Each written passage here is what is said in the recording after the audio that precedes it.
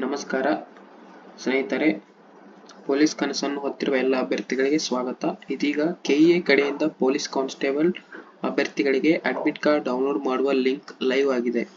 ನೀವು ಇನ್ನೂ admit card download ಮಾಡಿಲ್ಲ ಅಂದರೆ ಈ ವಿಡಿಯೋನು ಕೊನೆವರೆಗೂ ನೋಡಿ.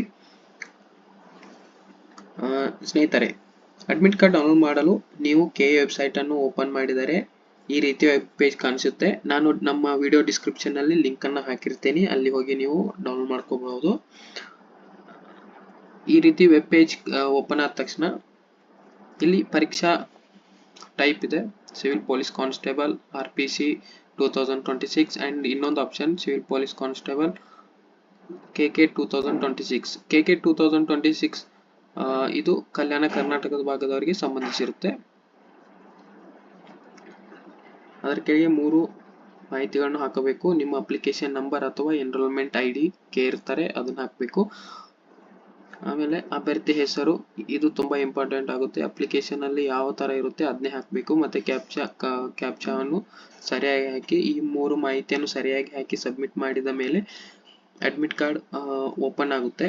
ಈ ರೀತಿ ಇಲ್ಲಿ ಪರೀಕ್ಷೆ ಯಾವಾಗ ಮತ್ತು ದಿನಾಂಕ, ಟೈಮಿಂಗ್ಸ್ ಎಲ್ಲ ಕೊಟ್ಟಿರ್ತಾರೆ. ಇವಾಗ ಮುಖ್ಯ ವಿಷಯ ಏನಂದ್ರೆ, ಅಡ್ಮಿಟ್ ಕಾರ್ಡ್ ಡೌನ್ಲೋಡ್ ಆದ ತಕ್ಷಣ ನಿಮ್ಮ ಹೆಸರನ್ನ ಚೆಕ್ ಮಾಡಬೇಕು. ಸಮ್ ಟೈಮ್ ಮಿಸ್ ಮ್ಯಾಚ್ ಆಗಿರುತ್ತೆ, ಬೇರೆ ಅಡ್ಮಿಟ್ ಕಾರ್ಡ್ ಅಲ್ಲಿ ಬೇರೆದವ್ರ ಫೋಟೋ ಇರುತ್ತೆ, ಇಲ್ಲ ಬೇರೆದವ್ರ ಹೆಸರು ಇರುತ್ತೆ, ಮಿಸ್ ಮ್ಯಾಚ್ ಆಗಿರುತ್ತೆ. ಮತ್ತೆ ನಿಮ್ಮ ಫೋಟೋ, ಪರೀಕ್ಷಾ ಕೇಂದ್ರ ಮತ್ತೆ ಡೇಟ್ ಆಫ್ ಬರ್ತ್ ಇದೆಲ್ಲ ನೀವು ನೋಡಬೇಕು. ಯಾವುದಾದ್ರೂ ತಪ್ಪಿದರೆ ತಕ್ಷಣ ಸಂಬಂಧಪಟ್ಟ ಅಧಿಕಾರಿಗಳಿಗೆ ಸಂಪರ್ಕಿಸಿ. ಯಾರಾದರೂ ನಿಮ್ಮ ಸ್ನೇಹಿತರು ಇನ್ನೂ ಅಡ್ಮಿಟ್ ಕಾರ್ಡ್ ಡೌನ್ಲೋಡ್ ಮಾಡಿಲ್ಲ ಅಂದರೆ ಅವರಿಗೆ ಈ ವಿಡಿಯೋನು ಸಂಪೂರ್ಣವಾಗಿ ನೋಡ್ಲಿಕ್ಕೆ ಹೇಳಿ. ಇದೇ ರೀತಿ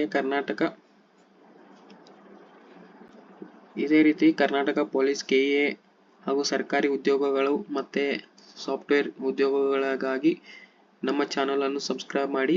ಧನ್ಯವಾದಗಳು. ಜೈ ಹಿಂದ್. Thank you.